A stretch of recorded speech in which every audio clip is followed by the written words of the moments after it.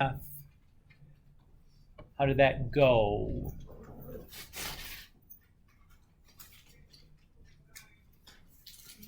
Any feedback would be appropriate here. It was okay. You understood what to do. You didn't know how to do the last part. Okay. When we say the last part, let's make sure I understand.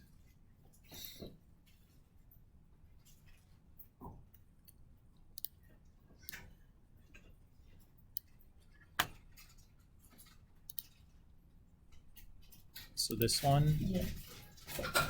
Okay. So if I'm doing something like this, I'm going to be looking at my sheet. And what I'm going to do is I'm going to, since the title here is about reciprocal trig identities, I'm going to be looking at either the reciprocal or possibly the quotient identities there under the first block. So there's looks like there's 8 really kind of possibilities of things I might use here. The goal would be to get this says to a single trig function, and it says to have no denominator. Okay, so the first obvious choice is to look to see, okay, is there an identity that can turn a cotangent into a tangent or a tangent into a cotangent? And if I look at my reciprocals identities, I notice that R3 and R6 do just that. Do you see that, Nicole? So of the two, which one do you think is going to be the one that I'm going to be most interested in?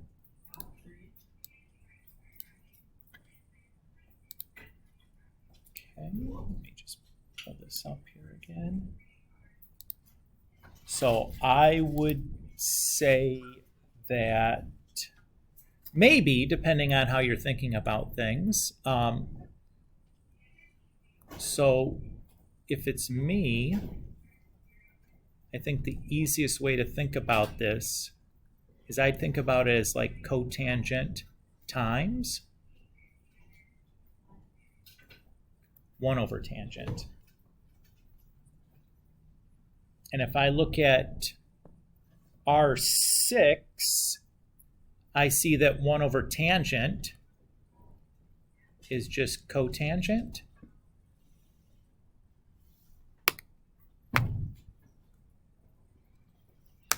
And what's cotangent times cotangent going to be? It's cotangent squared. I wish I could get rid of this stupid thing.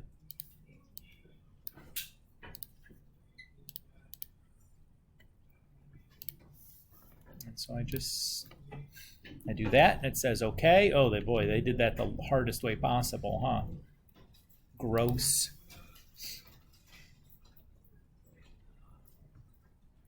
So if I were to look at this one, again, same directions. So I would probably start the same way.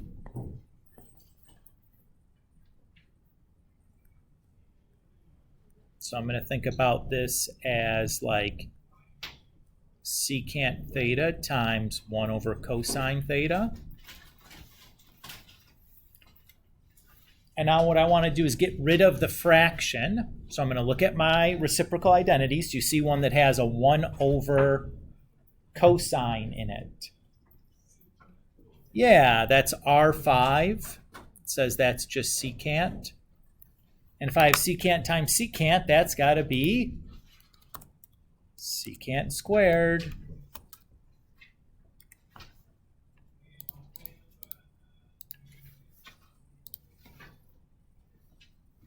Does that feel better? And it just keeps on going, right? Can we see what this one's going to be without writing anything down?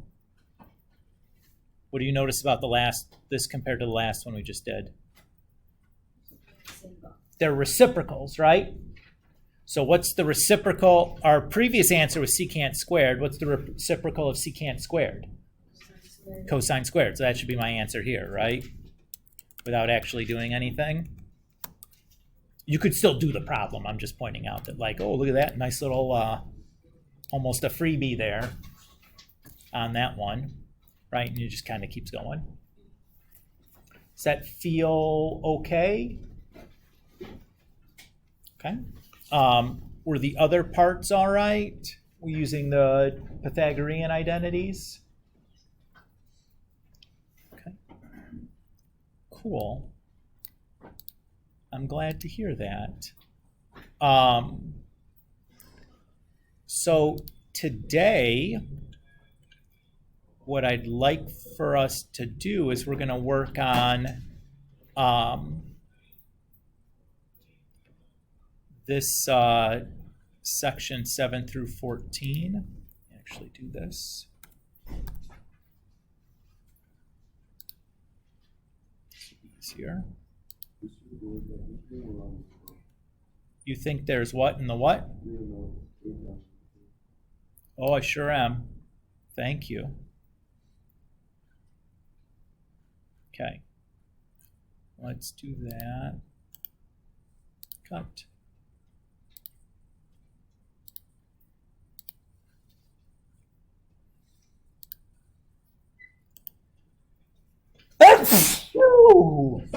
Oh my gosh, guys. All right. This is 29.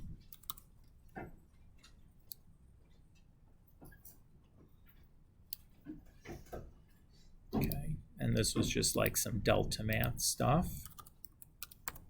All right. Where'd my little snipper go?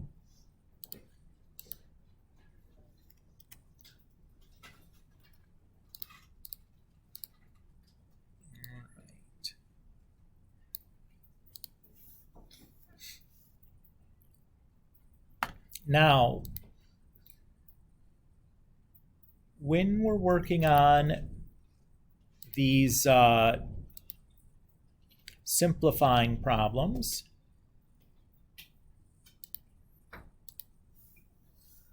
sorry, 1 second. Lost what I was looking for here.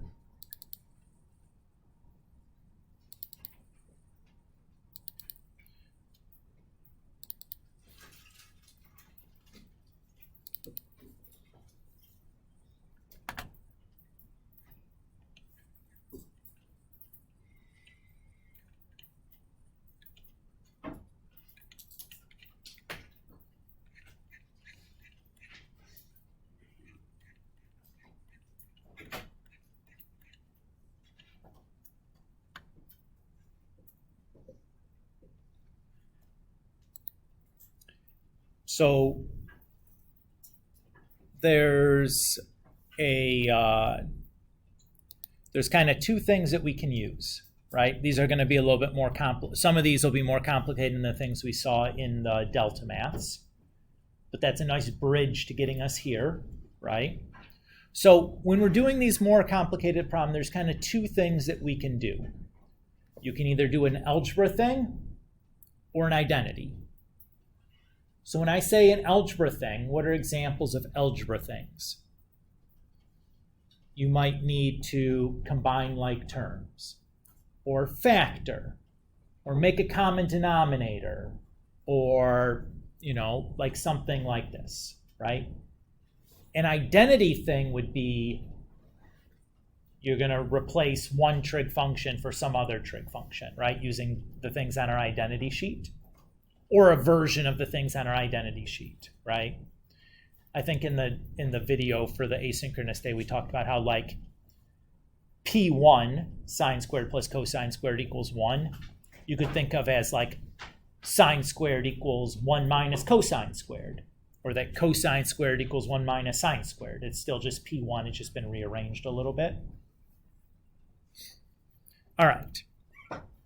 So let's run through some of these here together. I'm going to ask for some random students to help me out. You guys are going to tell me, when I call on you, you'll tell me like whether you want to do like an algebra thing or an identity thing, and then you can tell me like what algebra or identity that you're going to thing you want to do. I'm going to use my random call on student program to get some volunteers. It gives me a good excuse to just make sure this thing is all in working order also, as I had to rewrite the whole stinking thing. Okay. First up is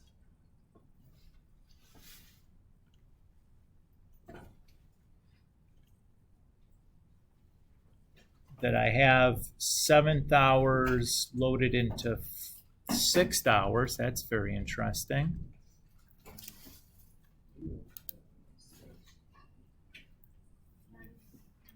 That doesn't seem right. Did I just make a little switcherooski? Or is it just 8th hour is in 7th hour spot? Very interesting. Okay. That's not great. Or is 5th hour? Are you guys in the 5th hour spot? Yes. Okay. Well, that's dumb, but I can live with that. I can fix that later. All right. We're going to be looking at 7 to start with. So that's cotangent u times sine u. And Ava, you're the first random student called on, which I'm sure you're excited about. So what do you think the first thing we should do here? Again, the goal is to get it down to like a single trig expression. Do you want to try to do an algebra thing or an identity thing here first? Okay, what algebra thing would you think you could do here?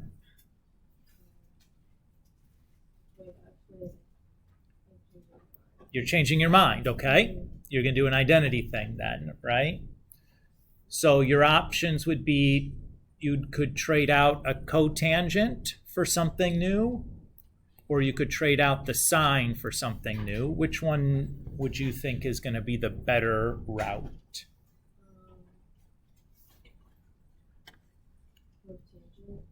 Great, I agree. What are you going to trade cotangent out for?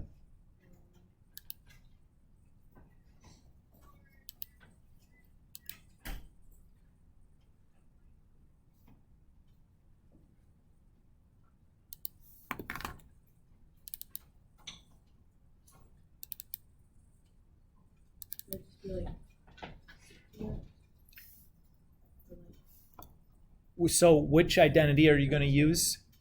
Which one? You said you're going to replace cotangent, right? Yeah. Okay, which trig identity are you going to use to do that?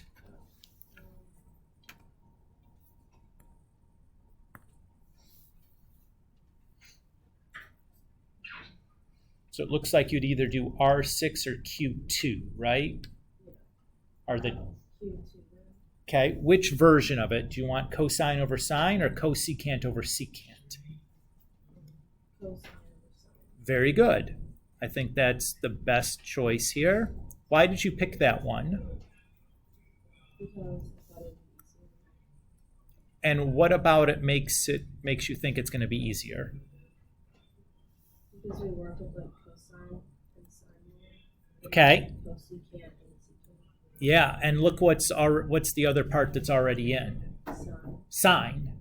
So choosing the identity that's going to turn cotangent into something with a sine in it is a great decision, because hopefully there's some like combining of like terms or reducing or something like that we can do along the way, right? All right. Next person who's going to tell me is this feels less than random. Joey is the next one. So we have cosine u over sine u times sine u over 1. What do we think we can do here? Do we have... So just... We're still doing the same problem your sister was. You're doing the next step of it. Okay. So... Multiply cosine by sine? Okay. Do you notice anything else you could do that's kind of the same thing, but it's going to be like a quicker way to get to... Times it by 1. Well, not cross multiply. Divide. You just reduce, right? Or you can do that. Yeah. Why are you able to do that? Because there's a multiplication sign in between them, right? So we can just do an algebra thing. What are we left with after we cancel those out? Cosine? Yep. Is that down to a single trig function? It is.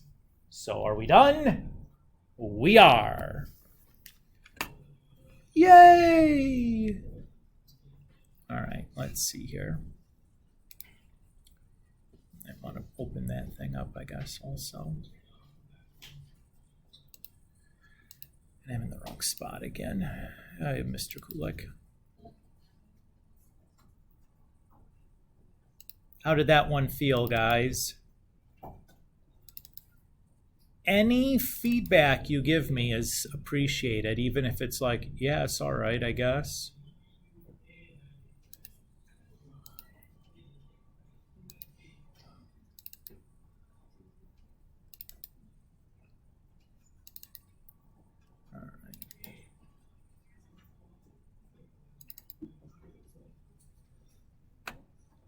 All right, our next one is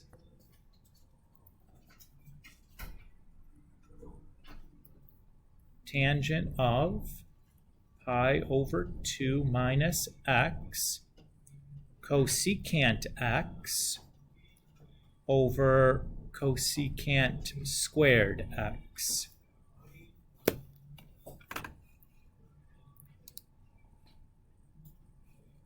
All right, let's see who's next. It's going to be Gavin Hollinger. All right, Gavin. Looking at our problem here, number 8. Identity or algebra?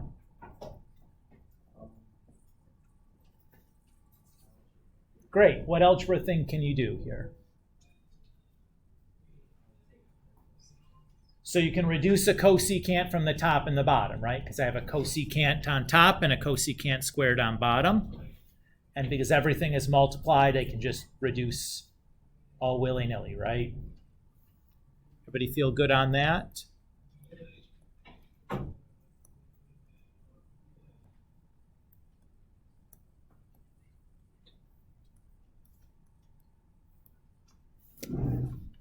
Okay. Jackson, you're up next. Identity or algebra? What's your pleasure here? Great. What identity are you planning on using? Okay.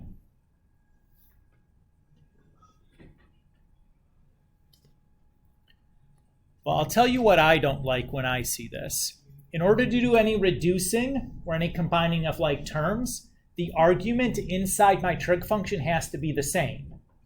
So one of them I have an x and the other I have a pi over 2 minus x. My first thing with an identity that I want to do is make those two arguments the same. So either change the pi over 2 minus x into an x or change the x into a pi over 2 minus x. Great. What identity allows me to do that?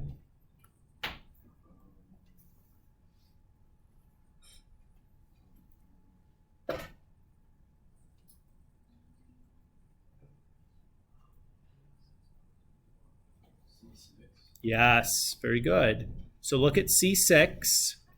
C6 says tangent of pi over 2 minus theta is equal to cotangent theta.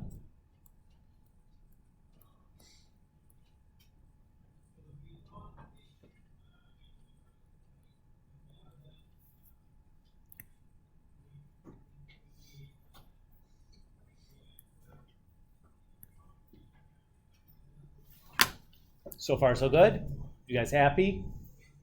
Still don't have a single trig function, though, so there'll be more to do. Next up is Brooke. Algebra identity.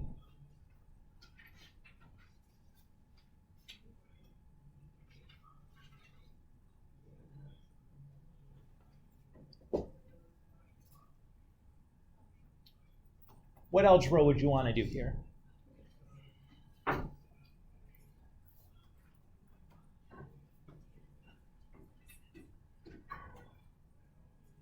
There's not, right? So it's an identity thing, right? So you're looking for, is there a like term that I could reduce, or like terms I could combine, or fractions to add, or something like that. That's what we mean by algebra, something to factor. This is just like one single fraction. There's really nothing to do algebraically to it. So identity would be the way to go. And I'm going to give you a little hint here about how to think about this. So when I'm going to use an identity and I have a fraction like this, oftentimes I'm going to think about it doing the same trick that I used when we were doing the delta math example here. So are we going to want to change the cotangent or the 1 over cosecant?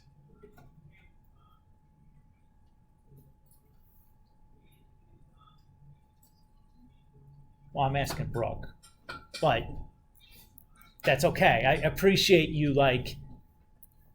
following along the cotangent. Okay, what should we change the cotangent into? There's a couple of options, right? You could be using R6, or you could be using one of the versions of Q2. Which one do you want to use? So Brooke said we're going to change this one, which I agree with. That's probably the better route to go.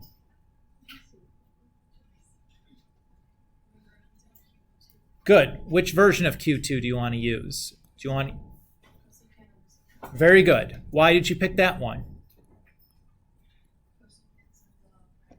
Yes. Excellent. So Brooke said she's going to use Q2 to change cotangent into cosecant over secant. And she wanted to do that because the other factor in my problem already had a cosecant in it.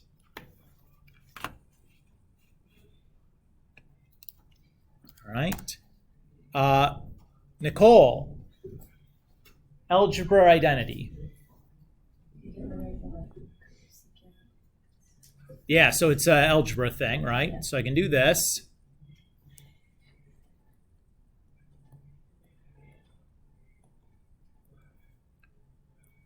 She said get rid of the cosecant things. She meant reduce, but whatever, right? We'll work on vocabulary a different day. I knew what you meant. You would have done the right thing on the paper. All right. And Josh, can we do any better than 1 over secant? Reduce it. Well, I don't know that there's any reducing because there's not anything in common between the numerator and denominator. So are we thinking algebra or identity here? Okay. Which identity can you use?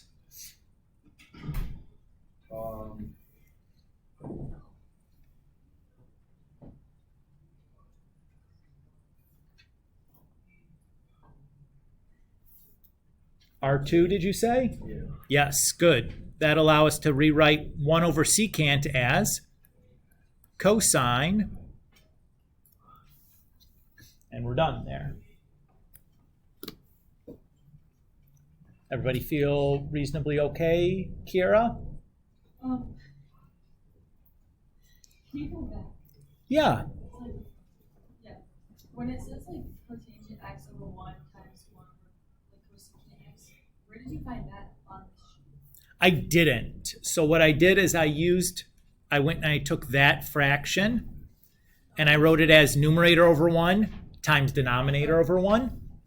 And that's often, if I'm going to use an identity on a fraction, That's oftentimes the way I want to think about it. So that I don't end up with like fractions on top of fractions and stuff. It just makes life a little cleaner. Does that make sense? So I didn't use an identity there. I just used some like thought about it a different way kind of thing. Technically, it's algebra, I guess. But I gave that as a freebie hint for Brooke because she seemed uncertain of like what to do there. It's like, let me give you a hint here. And that's a good trick to use really anytime have a fraction like that and you're like, I think I need to use an identity here. Let me think about it as top over 1 times bottom over 1, and then look for my identities because oftentimes there's better stuff to find there. All right. On to number 9. What do you guys think so far? Is this going okay?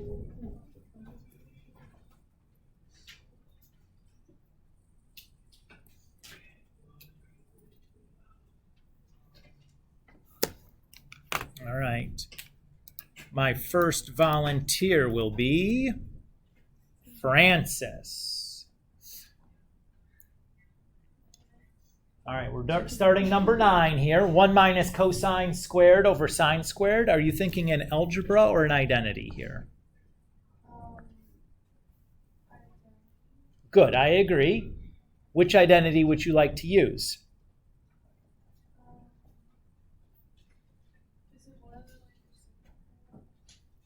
I probably wouldn't do that here. I'll give you a hint.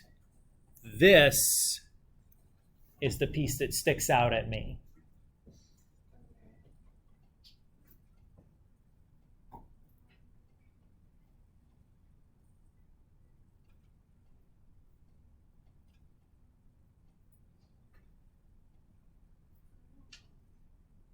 Okay, so remember on the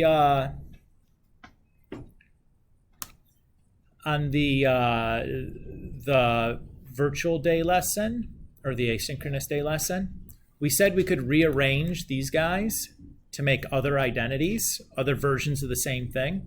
So like if I subtract sine squared from both sides, I could also think about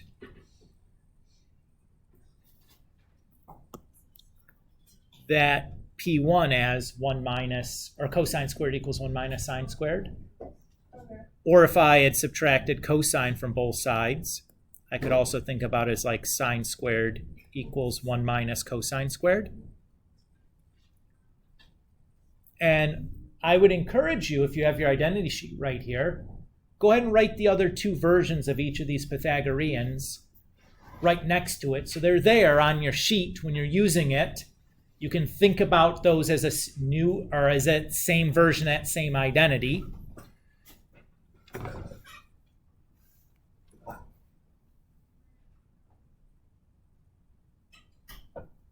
you know what I'm saying there?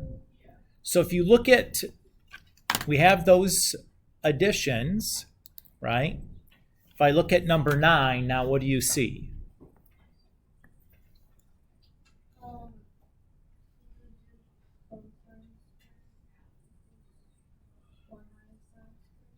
Well, so let's not use that one because I have 1 minus cosine squared, right? In the problem, what does 1 minus cosine squared equal?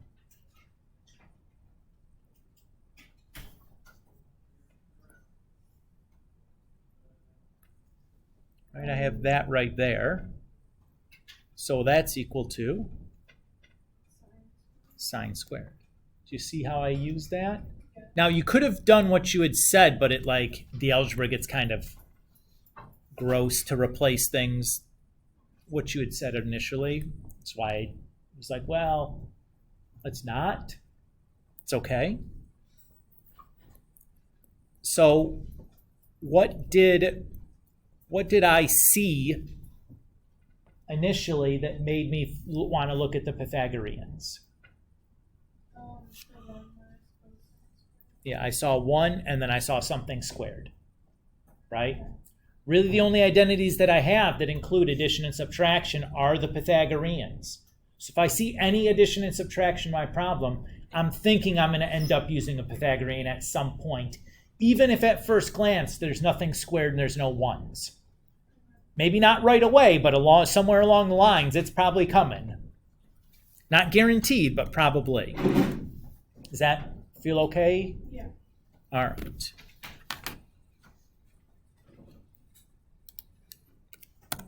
Next up is Emmy. Emmy, what can I do with sine squared over sine? Reduce. What do we get? Good. So those can reduce like that. We're left with sine x. That's a single trig function. We are donezos. Cares like you got an easy one, you lucky dog.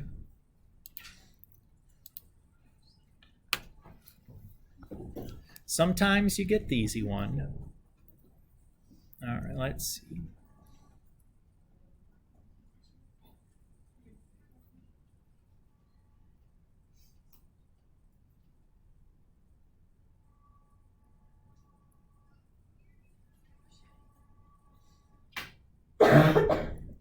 Oh my goodness. Are you okay?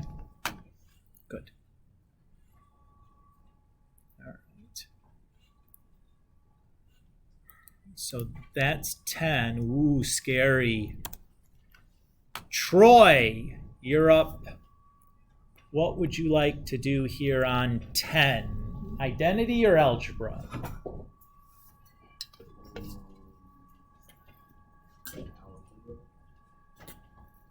Okay, what do you want to do?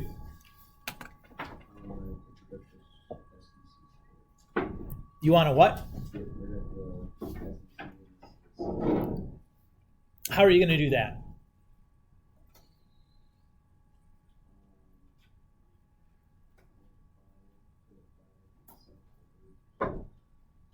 Multiply it by what? Okay, so you can't do that because it'd be like if I have the number 2/3, I can't multiply by like 1/2. That changes the value, right? That's now a new number.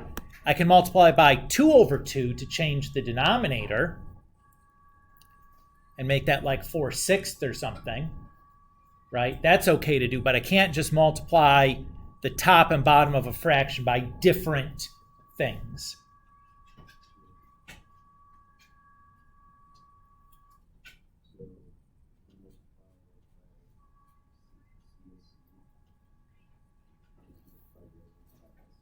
Okay, so you want to make a common denominator. Yes? Okay, yeah, sure, let's do that. So we'll multiply the first fraction by secant squared over secant squared, and multiply the second fraction by cosecant squared over cosecant squared.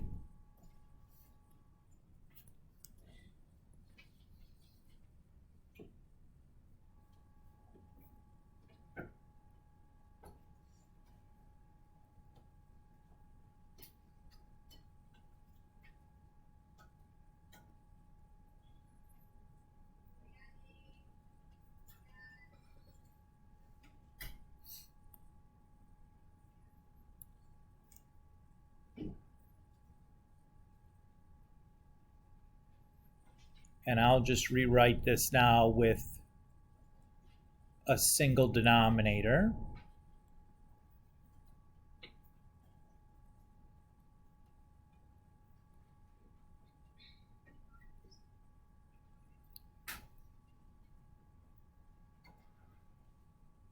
Who's just going nuts from this stupid sound this projector's making? I'm about ready to tear this thing off the ceiling and kick it like a football. So if Mr. Kanja comes in here and asks, why is there this giant footprint dent in the projector? You guys know nothing, okay? You can back me up on this. Be like, must have just fallen off the ceiling and landed on Mr. Kulik's foot. He definitely did not rip it off the ceiling and then kick it. All right, is everybody okay with what Troy suggested here and what we've written? Did I show enough work? It was pretty clear as to what we did? Okay. That's not the answer. The answer should end up as a single trig thing. Edie, you're going to be next. Can't you cross out the two cosecants squared? So you want to do this, right? And you also can do it for the secants? Hold on a second. Can I do that? No. So let's ask a similar question. If I'd say like 1 plus 3 over 3, that should give me 4/3, right? You're saying, though, I can cross this off and just make that 1. I know. So that's no, right? Again, super common like algebra mistake to make, which is why part of the reason why we're doing stuff like this, right? We want to do it together. Let's make the mistakes here so I can tell about why it's a mistake and show you like, oh, you wouldn't do this if it was just numbers. Oftentimes, I think that helps reinforce what's going on. What's your next idea?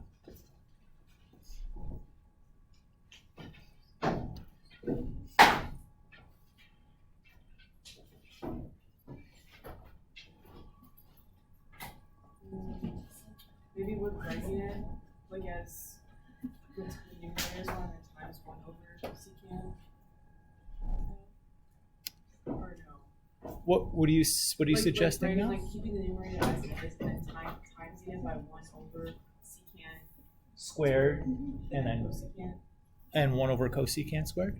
Or is that not gonna? So you're trying to do an algebra thing here, is what you're telling me. I guess we're just trying to make it look better. Yeah. We can do that if you want. I don't know that it's going to get us very far, but we can. There's nothing wrong with doing what you're suggesting. Okay. Should we try it? Sure. Okay. You guys are going to laugh when I show you how quickly Mr. Kulik can do this problem. But this is good for you guys to see, like, as long as you don't make an algebra mistake,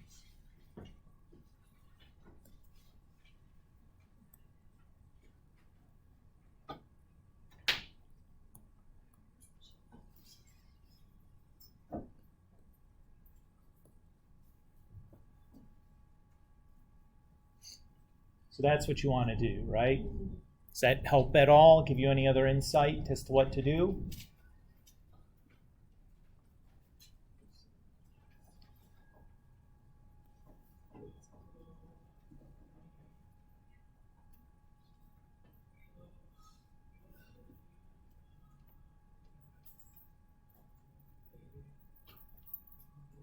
No.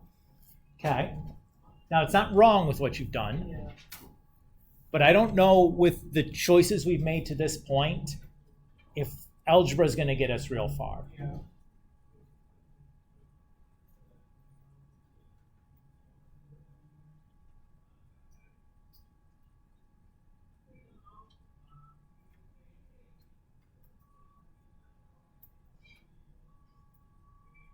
Now, there is one algebra thing you could still do here that's maybe worth doing. Look at the numerator chunk. You have secant squared times tangent plus tangent times cosecant squared. Did you notice anything in common? The tangents. What can you do if you have a factor in common to two terms like that? Not square it. So if I had like 2x plus 4y, You take out 2. you could take out a 2.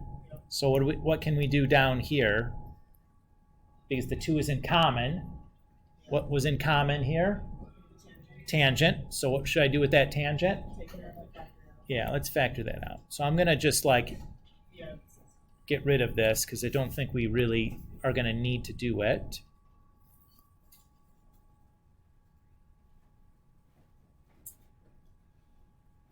Because I don't think it gave us any better insight as to like what to do, although we could do it.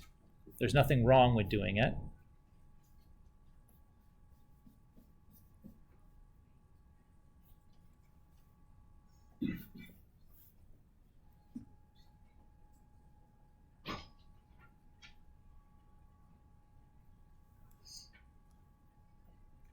Okay, let's see who's got our next idea here.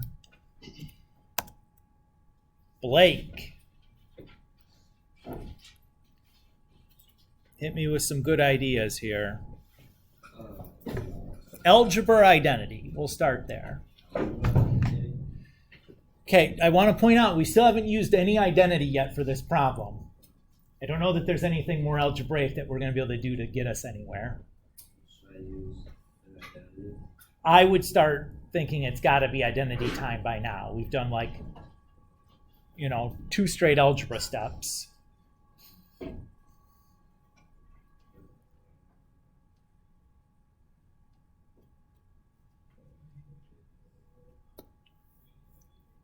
So here's my suggestion. You look at this and you're like, I'm not sure what identity to use or where to go with this.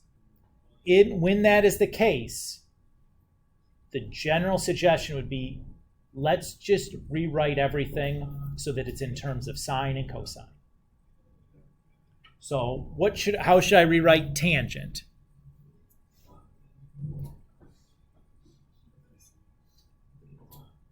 If I look at my identities, what identity allows me to write tangent with just either sine or cosine or both in it? Q1. So that tangent is going to turn into sine over cosine. Okay, what is secant squared going to turn into?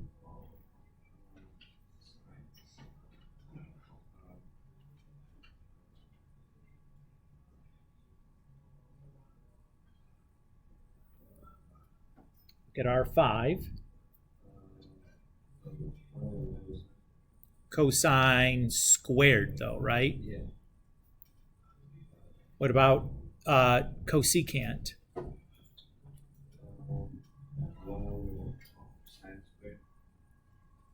Good.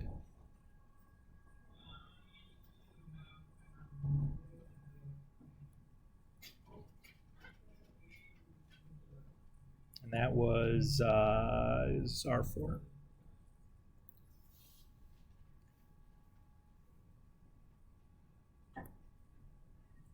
And just for the record here, guys, I'm going to write the identity names over the equal sign when I use them. You're not required to do that. But these are notes, right? Like it's often helpful to look back and be like, what happened here? If I write the identity over the equal sign, you know what I did. So I'm going to do that. Try to do that consistently for you guys, mostly just to make life easier. Does that feel okay? All right. This is getting pretty gross. Doesn't feel like we're making a lot of progress. But let's see who the next person is. There, at this point, there's a great algebra option here, Jenna. We're all counting on you to see the great algebra option, Mr. Kulik says, is apparently here somewhere.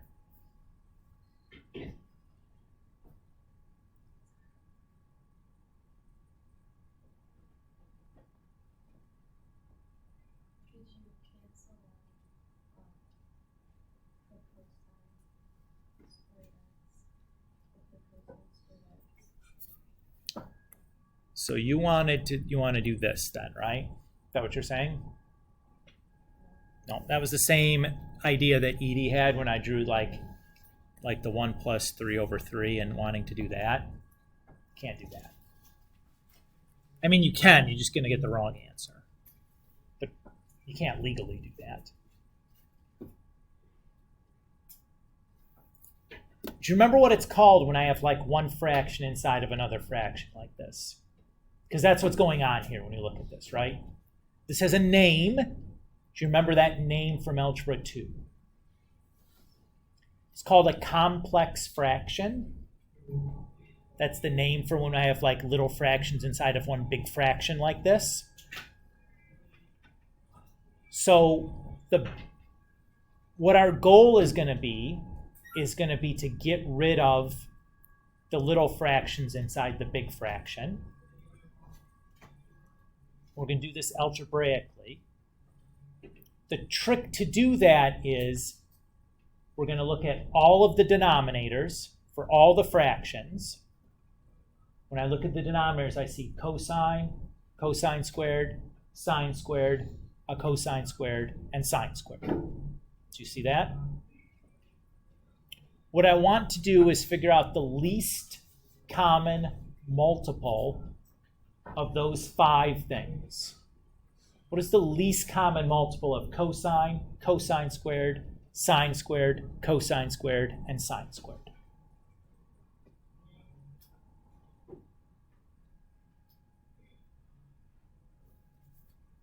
It's a hard question. Can I ask you an easier one for starters to get us warmed up as to like what I mean by least common multiple? Jen, I'm still talking to you. That's okay? All right. What terms is that? Yes. What's the least common multiple of 2 and 3? So it's the smallest number that both 2 and 3 divide.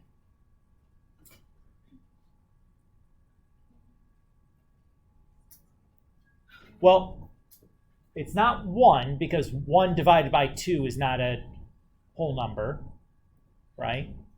Well, 2 divided by 3 is not a whole number. So I want one number that is divisible by 2 and also divisible by 3. And I want it to be the smallest such number.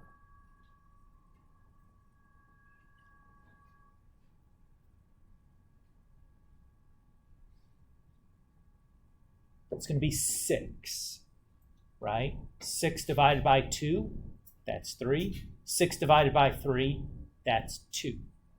This is the same thing you're doing when you're making like a common denominator. What if I want the least common multiple of 2 and 4? What's that going to be? Well, that is a common multiple, but it's not the least. 2 doesn't work because 2 divided by 4 isn't a whole number.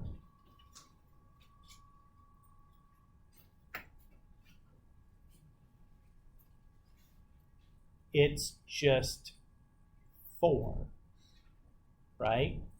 4 divided by 2, that's 2. 4 divided by 4, that's just 1.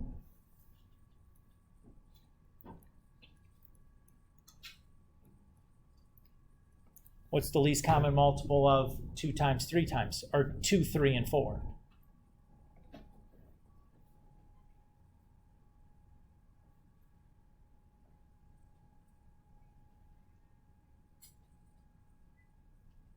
Nicole, what did you say? 12 is right. Now let's look at these numbers. 6 is 2 times 3. 4 is 2 squared. 12 is 2 squared times 3. Have you figured out how to do this yet?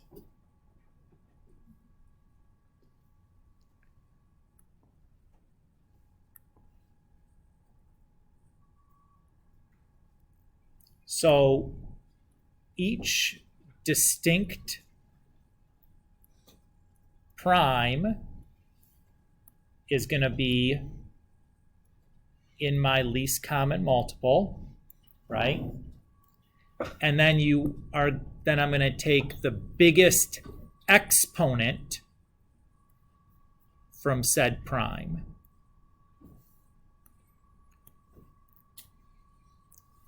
So like if I look at the first one, 2 and a 3, those are both primes, so I need a factor of 2 and factor of 3 in my least common multiple. The biggest power of 2 is 1, because I just have 2. And the biggest power of 3 is 3, because I just have 3. If I look at the next one, I have 2 and 2 squared. Well, the only prime there is 2, so that needs to be in my least common multiple. And the biggest power of that prime is 2. So my least common multiple should be 2 to the second, or 4. If I look at the third one, I have 2, 3, and 2 squared. 2 distinct primes, 2 and 3. The biggest power of 2 is to the second, so I should have a 2 squared in my least common multiple. And the biggest power of 3 is to the first, so I should have a 3 to the first. Everybody's okay? So if I have the least common multiple now of cosine, cosine squared, sine squared, and then I have cosine squared and sine squared again, but if I just repeat them, it don't matter. What's going to be the least common multiple of these guys? What are my distinct primes here?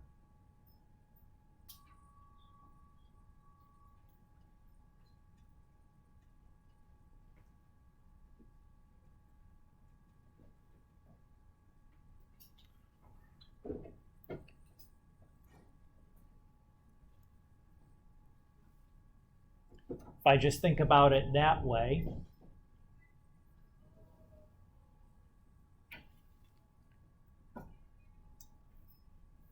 right? If I have cosine to the first, that's kind of like a 2 to the first.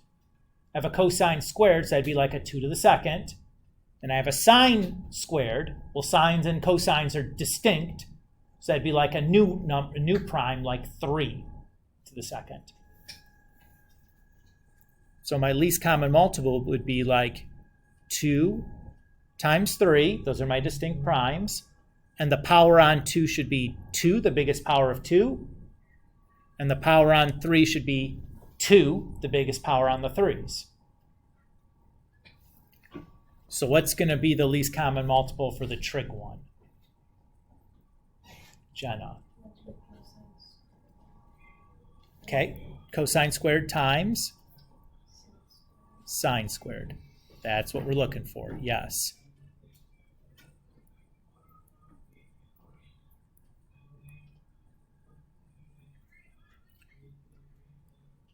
So I'm going to multiply that to the top and bottom. And for clarity, I'm going to write that as like over 1.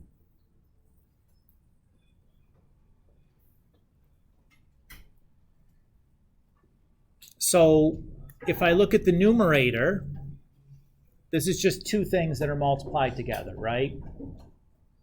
You see that?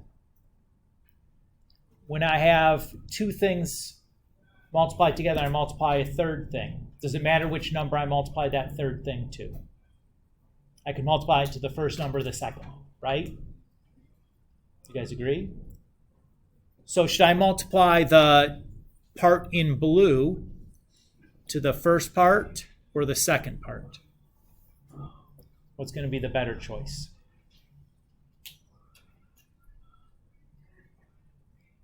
I'll multiply to the second part. I heard, was it Kiara whispering that? If you got the right answer, you can shout it out now. I'm done with Jenna. She had a painful part that I struggle busted through, but we got there. That's okay. This is the hardest step. So if I multiply that in here, that's got to distribute, right? Everybody agree?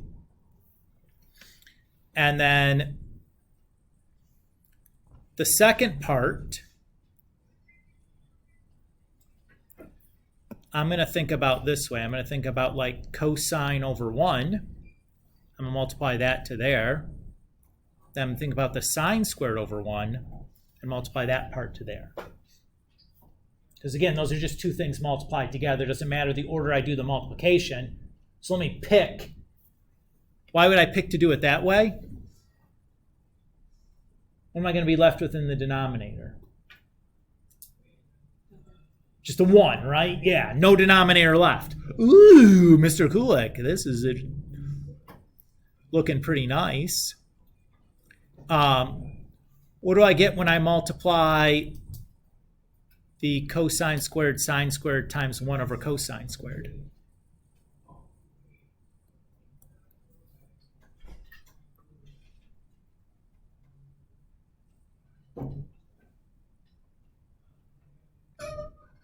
Can anybody tell me?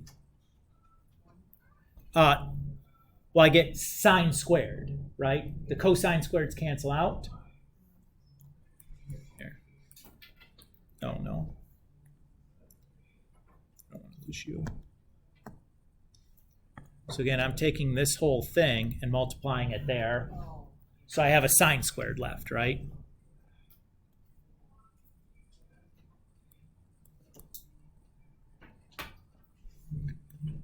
And then we'll do the same thing. We'll take this and multiply it to there. What do I have left now?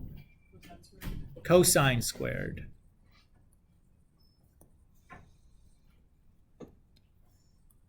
All right. Who's going to be my next victim here? Matthew.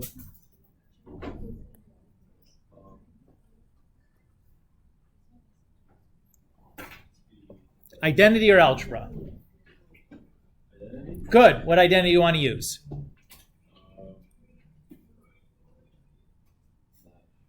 Okay.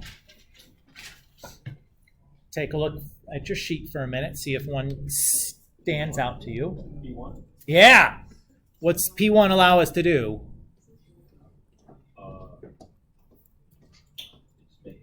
Just makes that 1.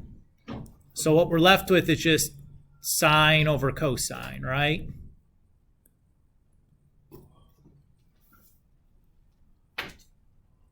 Guys agree?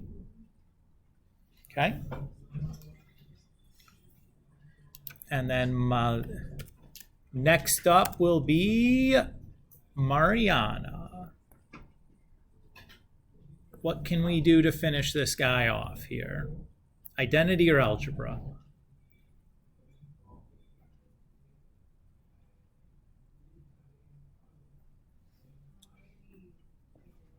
Good. Which identity are you planning on using?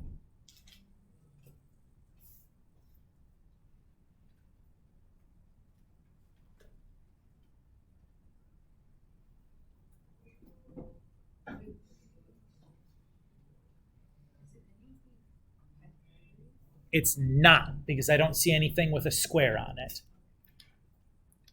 So it's not a Pythagorean.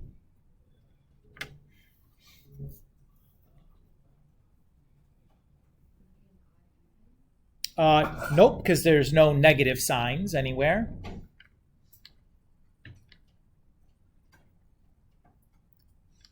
I'd be looking at your Q's,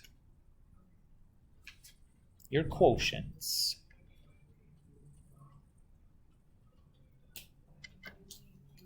Yeah, because sine over cosine is just tangent. We're down to a single trig function, so we're finished.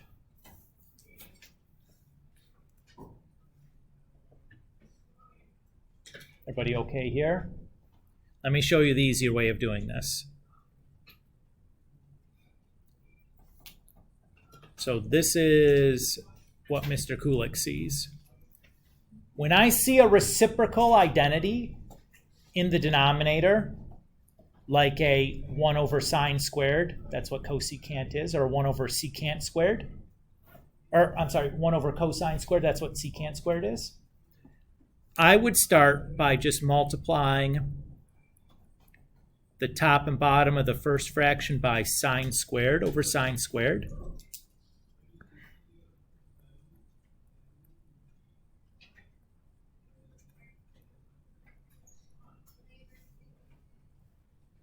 And then the second fraction, I'll multiply the top and bottom by cosine squared over cosine squared.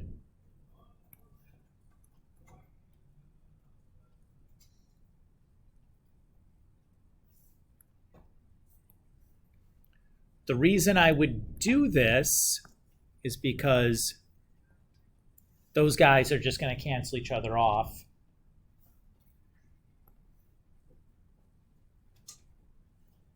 Everybody's okay there? So that leaves me just the numerator,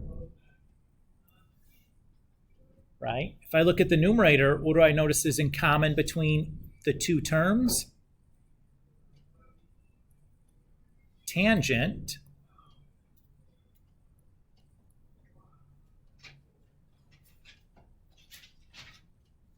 so I'll factor that out. And then I can just use P1, sine squared plus cosine squared is 1. And I'm left with tangent. Who's making a face going, oh, Mr. Kulik, why didn't you stop us? Because you don't really appreciate where the shortcuts are until you've tried to just follow your intuition and kind of do it, like do it the naive way. Because there's nothing wrong with the route that you guys took. That was fine. It got us there. It was messy. It was longer than it needed to be. But until you've done a bunch of these, it's hard to see where the shortcuts are, right? Doing it the hard way and then seeing it the easy way, that really helps reinforce like, oh, that's a good trick. Now I see how powerful that is and why that's a nice option, right? Like, that makes life way simpler.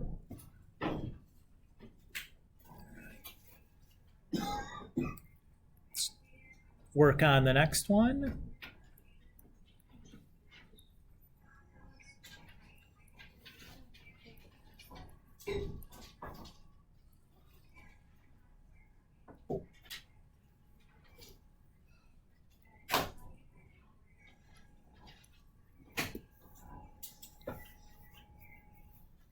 All right.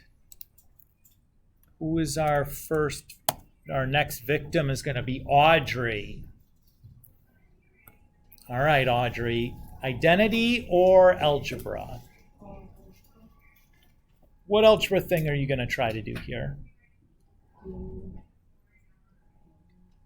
Sorry, I'm losing my voice. That's okay. I'm not sure. Okay. I don't think there's an algebra thing to do here. Probably why you're not sure what algebra thing to do. I don't see one. Okay. Mm-hmm. Great. Which Pythagorean would you use?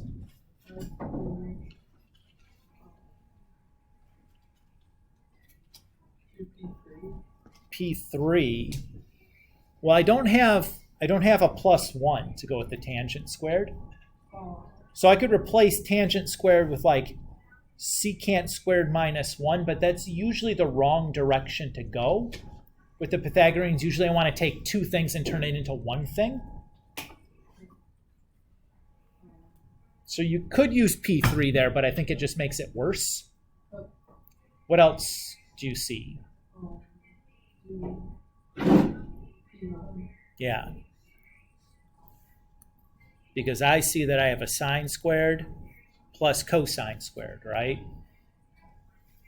And even though they're not next to each other, can I still add them together? Of course you can, because you can add things in any order you want, right? 2 plus 3 is the same as 3 plus 2. Or 2 plus 1 plus 3 is the same as 2 plus 3 plus 1, right?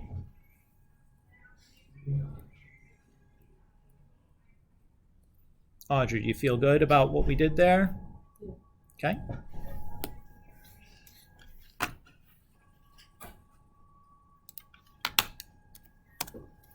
All right, Rocco, you're next. Algebra or identity? Identity. Great. What identity you plan on using? P3? Yeah, P3. That's correct. That says 1 plus tangent squared is secant squared. Just cancel out. All right, you're doing the next step also. That's great. We can absolutely then just cancel, and we're left with just secant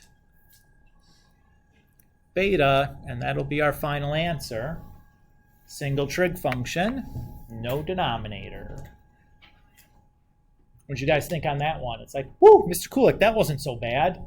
Well, it could have gotten bad if you decide to like turn everything into sines and cosines next and try to make some common denominators with fractions. It could get real messy.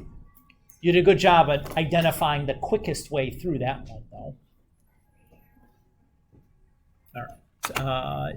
Next up.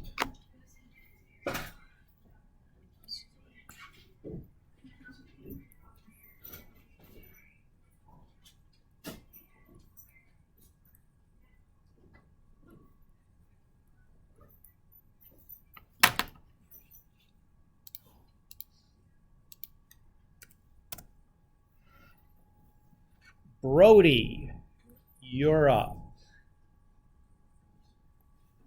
Algebra or identity? Identity. Great. Which identity do you want to use?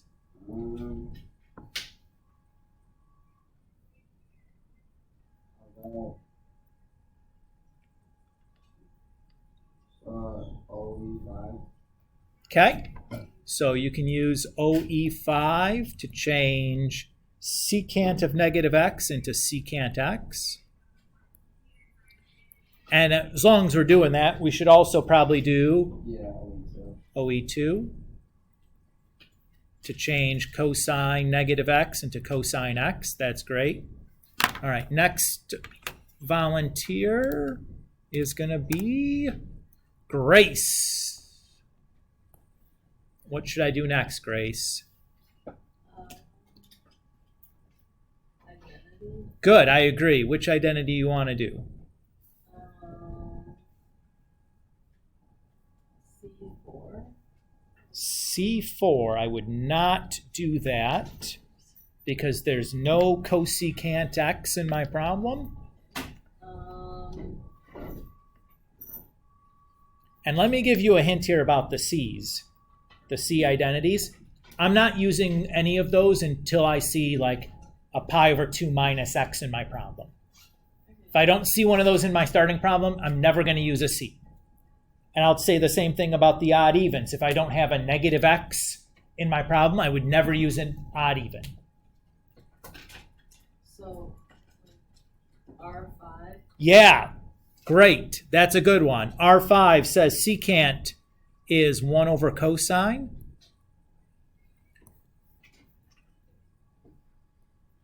And what do you notice can happen now? Grace, what do you notice can happen now? The cosine can like cancel. Yes, and we're left with just 1. Yes! Way to go.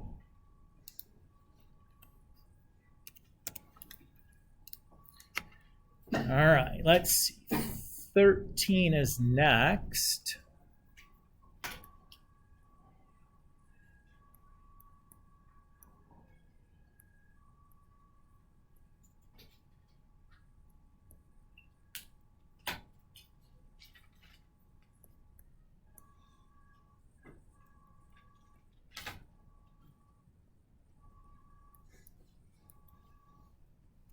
And now I feel like the thing is just trolling me with what it's doing. Kiara, you're my next volunteer. Algebra identity.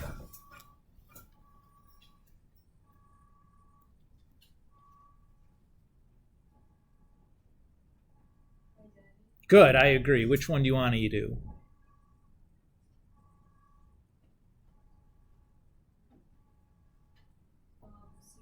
Great. So Kira says, I see one of those goofy insides. Let's get rid of that straight away. So that's good. We need to do that at some point. Might as well do it straight away.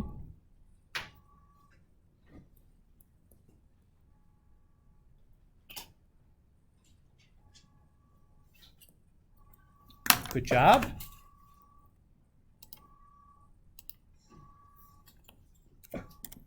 My next volunteer is Paige. Paige is thinking I didn't volunteer for nothing, Mr. Kulik. The computer volunteered you. Algebra identity. I did. Okay, what identity do you want to use?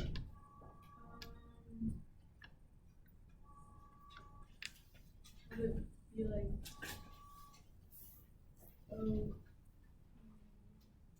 OP1? So do you see any negative signs inside of your trigs? Oh, So I would never use an OE unless I have like a negative X or a negative theta or something inside the... So I wouldn't use one of those.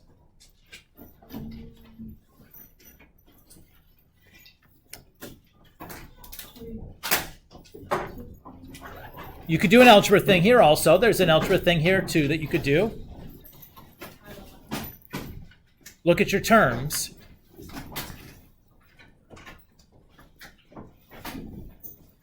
What's going to happen there? Yeah, they had to give you 0, right? let's do that. And I'll just finish this one out. So tangent is sine over cosine. That's Q1.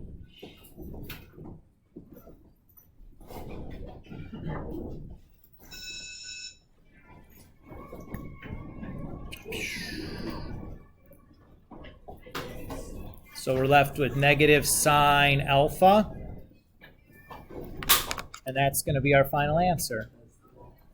All right, so you guys, 1 through 14, or I'm sorry, not 1, 7 through 14 would be your homework. You guys have done through 13 already. That leaves you 1 to do on your own. 7 through 14, that's all I need you to work on. I wasn't here the day of the tests, so I study all tomorrow, the first hour. Perfect. Thank you. I'll be waiting for you. I can't use the note card, right? Correct. Okay. All right. Thank you. You're welcome.